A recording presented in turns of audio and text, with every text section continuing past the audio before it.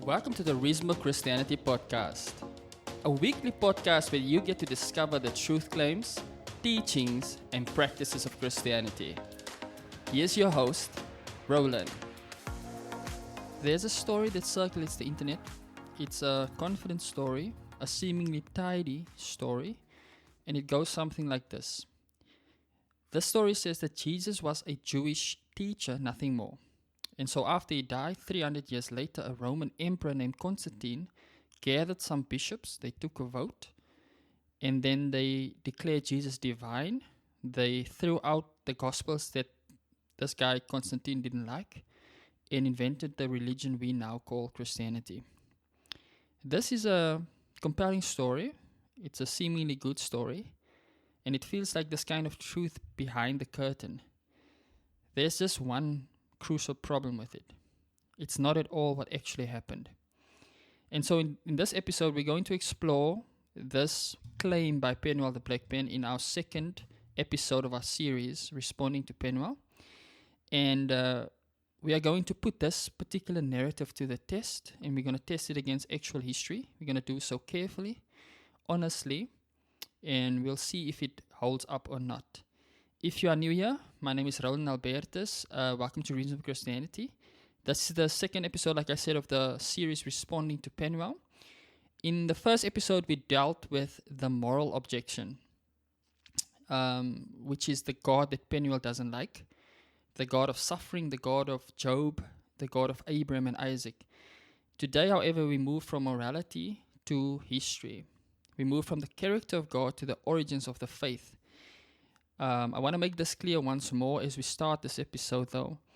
Penuel is not my enemy. I think he's asking questions millions of modern people are asking. The Constantine theory is not a fringe theory. It's everywhere. It's in documentaries, in best-selling novels, in comment sections and tutorials. And so we won't mock it. We will examine it. And so I think we should start this examination with a simple question, and that I think will allow us to follow the evidence. So the question is, did Constantine invent Christianity?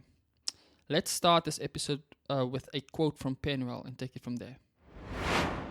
It would only be later under Emperor Constantine the Great that there would be a formalization of Christianity into a doctrine. He hosted the Council of Nicaea, where he invited bishops to come and debate the Jesus story and what to actually do with it. Okay, so many modern people genuinely believe this, and it didn't come from nowhere. I can understand the instinct behind it, and if you have watched institutions lie, if you have seen religion used as a tool of control, then the idea that an emperor built your faith for political reasons doesn't sound outrageous. It sounds reasonable. It confirms what you already suspect. And so for a lot of people, Christianity feels politically constructed rather than divinely revealed. Something that was built by power instead of something that was entrusted to humanity. Almost like something that a committee assembled. And so we need to ask the question, where does that feeling come from? I think it comes partly from specific sources.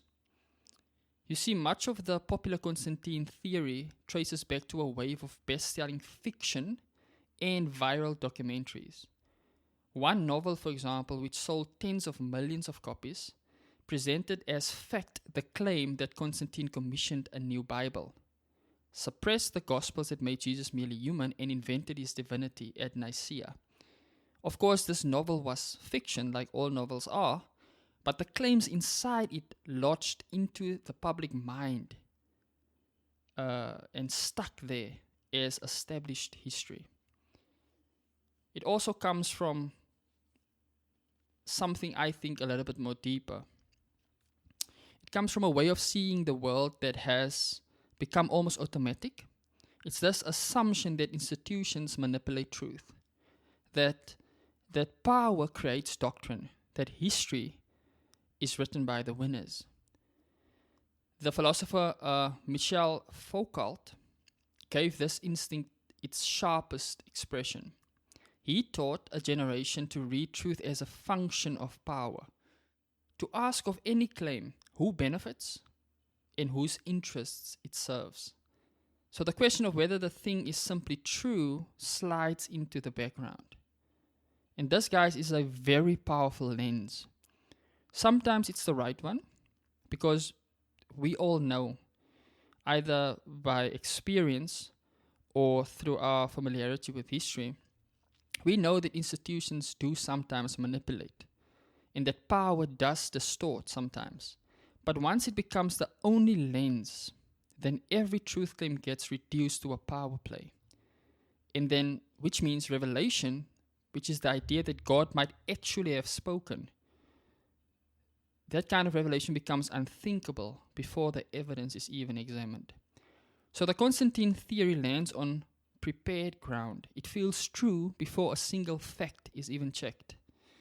So the real question is whether the evidence supports it. And I think that's the question we need to delve into together. But before we do that, listen to what Penuel says in this next clip. Jesus Christ was not a Christian. Jesus Christ was Jewish. This is one of those statements that sound so profound. And let me start by actually agreeing with Penuel. He is absolutely right on this point. Jesus was Jewish. He lived as an observant Jew. He worshipped in the synagogue and the temple. So the word Christian did not exist in his lifetime. The book of Acts tells us the followers of Jesus were first called Christians at Antioch, years after the resurrection. So when Penuel says Jesus Christ was not a Christian, he is saying something historically true. The problem is what gets smuggled in behind the statement. The statement is used to imply that Christianity itself is artificial, sort of almost like it's disconnected from Jesus. Like it's a later invention bolted onto a Jewish teacher who would not have recognized it. That does not follow, guys. Saying Jesus was not a Christian is saying it's almost like saying Karl Marx was not a Marxist. It's true in a trivial sense, and it tells you nothing about whether the movement that bears his name actually flows from him. So let's do what I think the theory avoids. Let's look at the timeline. Jesus is crucified around the year 30 to 33. Paul begins writing his letters around the year 48, conservatively speaking. That's within 20 years of the crucifixion. Some of his letters are among the earliest Christian documents we possess. The Gospels are written across the first century within living memory of the events, while eyewitnesses were still alive to confirm or deny it. And here's the date that breaks the theory. In the year 64, the Emperor Nero launches a violent persecution of Christians in Rome. The Roman historian Tacitus, who is, by the way, no friend of Christianity, he actually describes it. After a great fire devastated the city, Nero deflected the blame onto a group already despised by the population, and this group is known as Christians. Tacitus tells us they were arrested in great numbers and put to death with elaborate cruelty. Some were torn apart by dogs, some were crucified, some of them were set alight as torches in Nero's gardens. Think about that. Now, there's a lot we can say about the horrific nature of this and how this testifies to the truthfulness of Christianity, but I won't do that now. Let's focus on the date for now, and let the date land. That's the year 64 AD. Constantine is not born until around the year 272. The Council of Nicaea does not meet until 325. So here's the question, and we need to ask it slowly. Why were Christians already being tortured and executed under Nero in the 1st century if Constantine invented Christianity in the 4th century, 300 years later? This is no minor footnote, guys. Within roughly 30 years of the crucifixion, there was already a community in the capital of the empire. And this community was already large enough to be singled out by name, known to be the followers of Christ, and they were serious enough that they would rather be burned alive than renounce Jesus. And this is, again, 3 centuries before Constantine. Think about what it costs to die for something. You don't face the dogs and the fire for a rumor.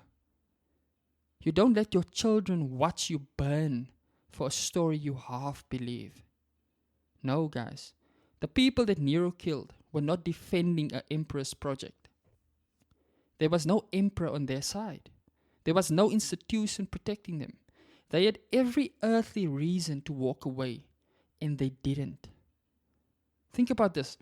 People don't willingly die for a political invention that does not yet exist. Also, people don't die for a lie, for something they know to be a lie. People might die for something they believe to be true that ends up being a lie, but they won't knowingly die for a lie. So, when this is pointed out, usually what the skeptics do is they adjust. They say, fine, okay, maybe Constantine did not invent Christianity, but maybe Nicaea invented the divinity of Christ.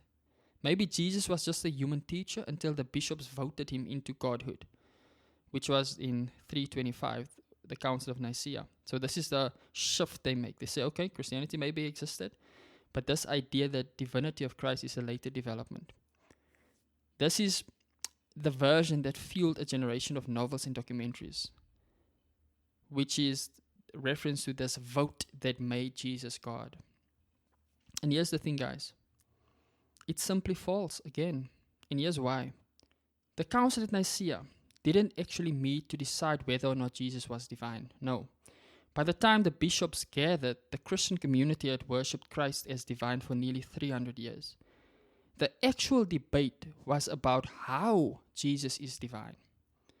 You see, a presbyter named Arius argued that the Son was a created being, that he was the highest of all creatures, but that he was still created, still made. So there was, in his phrase, a time when the Son didn't exist. So even Arius assumed that the Christian community worshipped Christ. The argument was whether the Son was of the same eternal essence as the Father, or whether the Son was the first and greatest created being.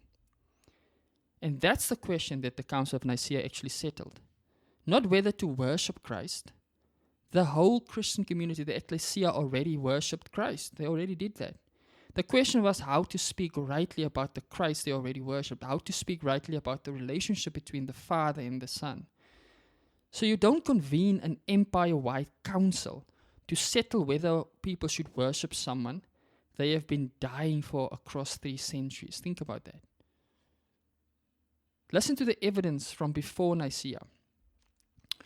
Ignatius of Antioch was a bishop on his way to be executed in Rome around the year 110. Over 200 years before Nicaea, in the letters he wrote on that final journey, on his way to be torn apart by wild animals in the arena, Ignatius refers to Jesus Christ repeatedly and almost casually as our God. Not as a theory he was arguing for, as something already settled, and so settled that he can mention it in passing. This is the God he is about to die for, and he assumes every Christian, every member of a Christian community he writes to already agrees. So we can even go earlier than that, guys. In Paul's letter to the Philippians, there is a passage scholars across the spectrum believe Paul did not compose himself. They believe that this particular passage, in this passage, Paul was actually quoting an earlier Christian hymn, or early Christian hymn, which means this hymn was already being sung before Paul was writing his letter in the 50s. Listen to what the hymn says about Jesus. This is Philippians 2 verse 6. It says, though he was in the form of God, he did not count equality with God a thing to be grasped. So this isn't the 4th century Roman theology, guys. This is 1st century Christian worship. Within a couple of decades of the crucifixion, Christians were singing that Jesus was in the form of God. Now consider who these first Christians were, because this is awesome. They were fiercely, uncompromisingly monotheistic Jews. They were the people who, more than any other, refused to worship anyone but the one God of Israel. The people who would rather die than bow to a Roman emperor or a pagan idol. And these are the people who almost immediately began to worship a crucified carpenter from Nazareth as God. I know for us it might seem almost insignificant, but sit with how strange that is. These were not pagans for whom one more God was no trouble. No, these were the people whose entire identity was built on the first commandment, one God and no other. They had gone into exile rather than bow to idols. They had died under foreign empires rather than burn incense to a king. And within a few short years of the crucifixion, that same community is worshipping a man who had been executed by Rome, and they are doing it without believing they have broken faith with the one God of Israel. That, guys, is historically explosive. One of the hardest facts in all of ancient history to explain. The historian N.T. Wright actually argues that the resurrection belief exploded with such speed and in exactness precisely because the earliest Christians were convinced something genuinely world-shattering had occurred. Not a slow legend over centuries, a sudden conviction right at the beginning. The divinity of Christ was not voted in at Nicaea.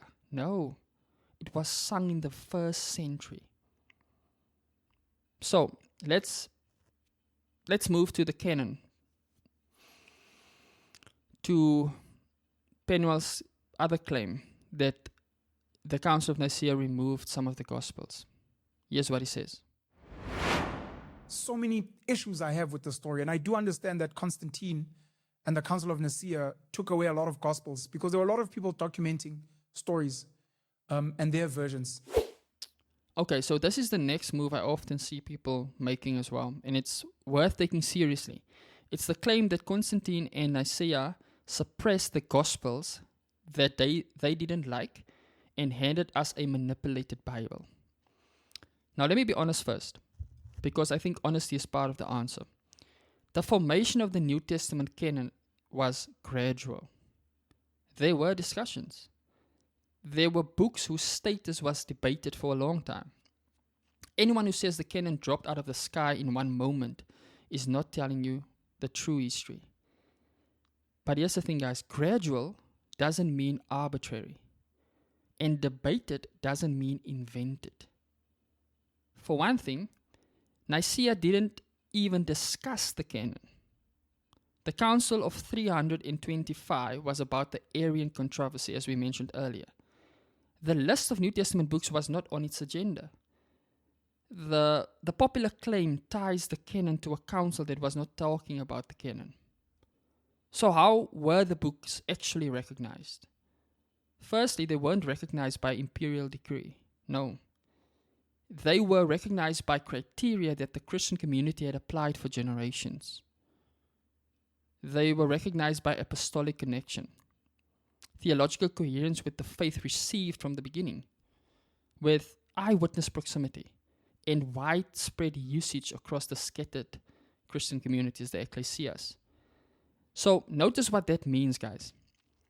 The Christian community, the ecclesia, the community of believers, did not create scripture.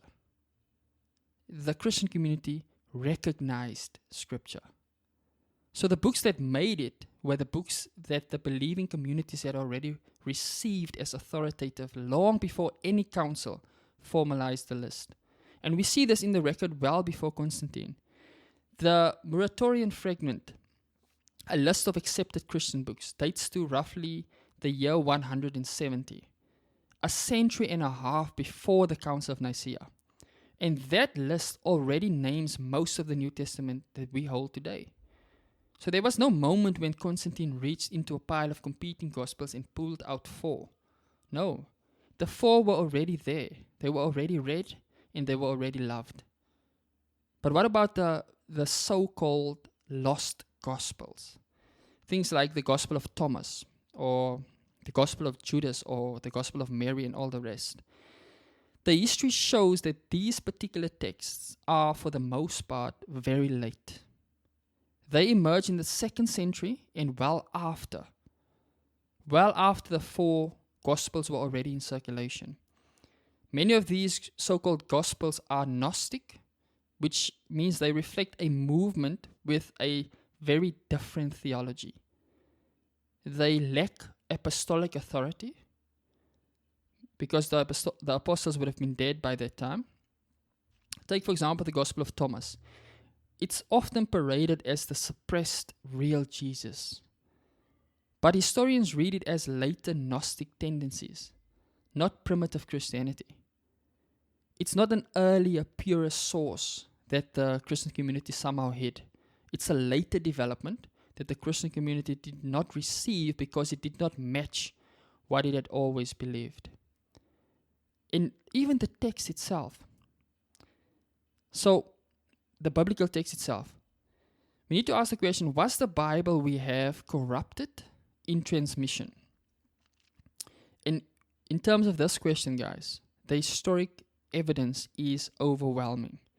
The biblical scholar F.F. Bruce puts it plainly. There is no body of ancient literature in the world which enjoys such a wealth of good textual attestation as the New Testament. Plain and simple. You see, the New Testament survives in thousands of manuscripts. Some fragments date to within a generation or two of the originals. They were copied independently across the ancient world so that scholars can compare them and reconstruct the text with extraordinary confidence. Compare that to most ancient documents where we rely on a handful of copies made 1,000 years later. By the standards historians apply to all ancient literature, the New Testament is not the weak case. It is the strongest case we have, period.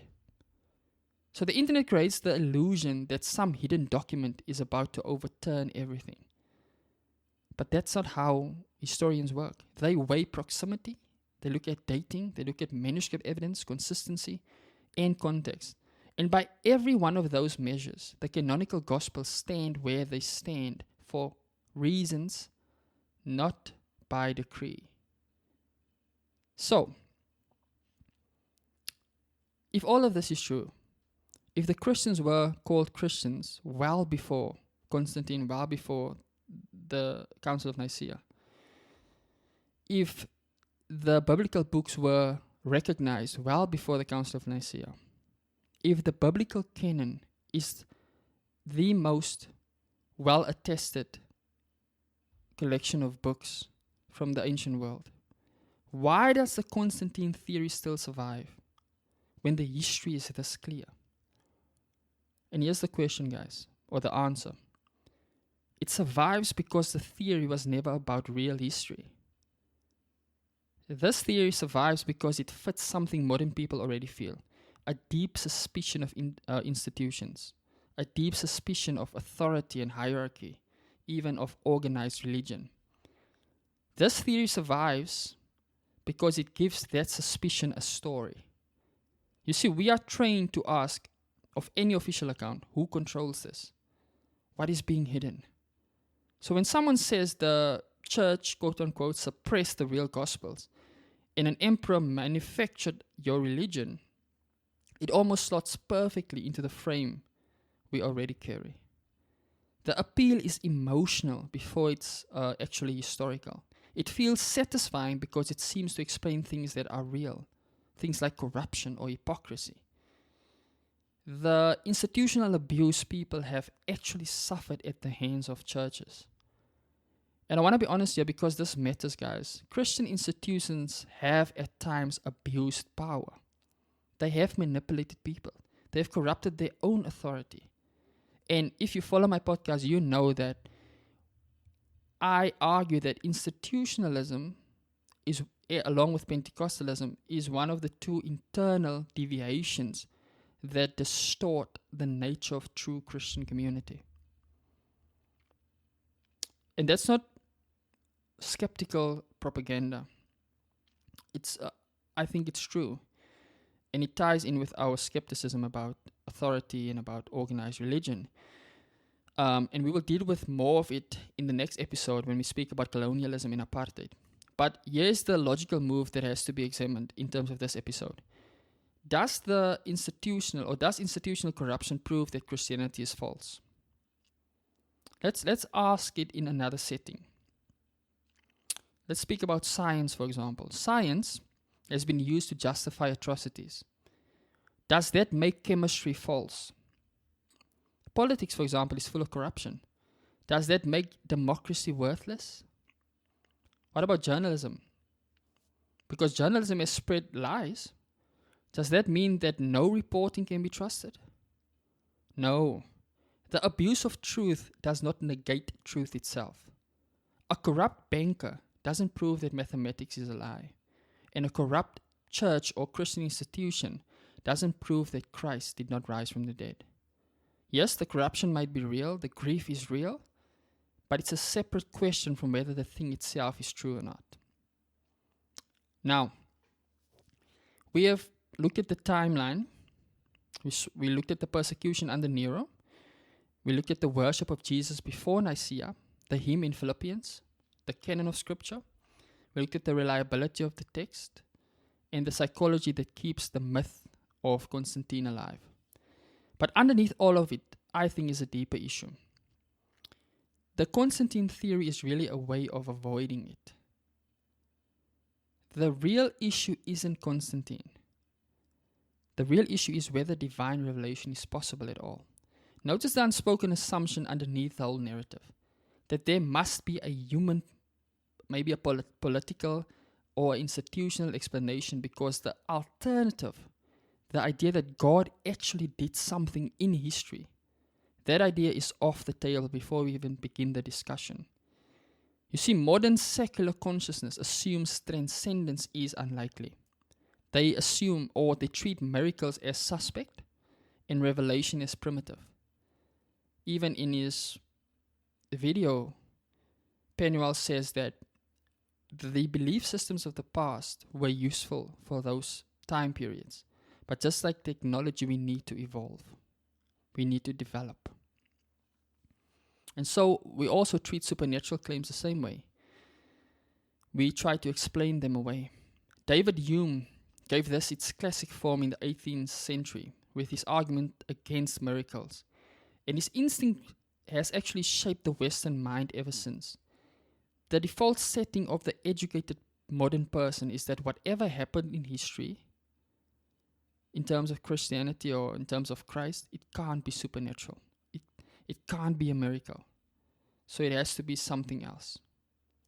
So the Constantine theory is attractive for a reason that has little to do with the evidence, because it provides this worldly explanation for a movement that otherwise forces a harder question on us.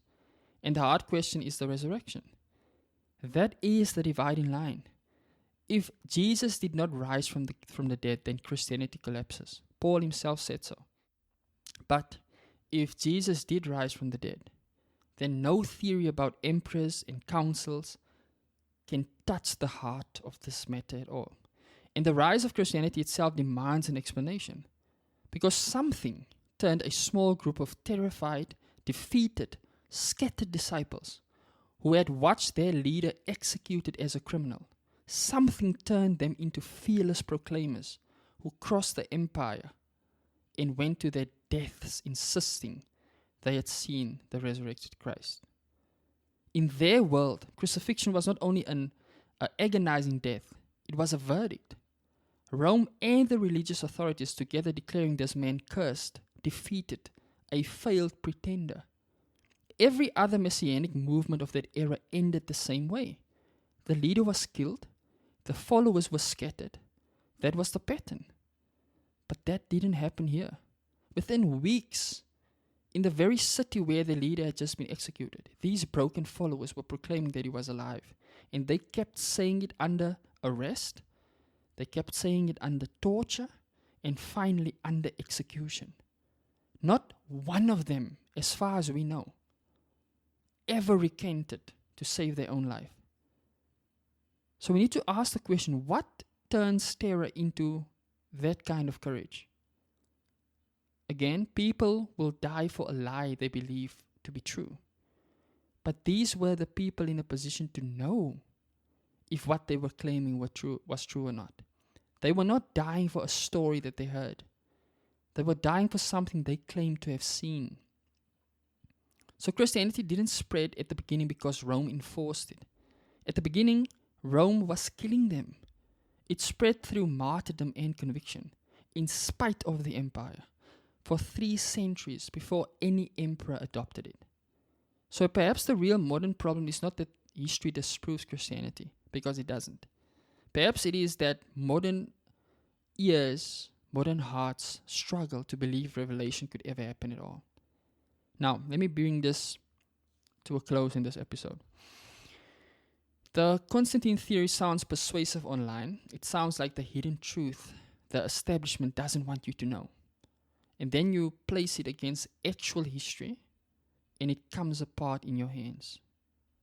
Why? Because Christianity already existed before Constantine, before Nicaea, before Imperial Rome adopted it. Jesus was already worshipped. He was already proclaimed. He was already being died for by people who had never heard of the emperor who supposedly invented their faith. Constantine didn't create Christianity. At most, he inherited a movement that was already transforming the Roman world from underneath it. And here's what I want Penuel to hear, and I want you to hear as well.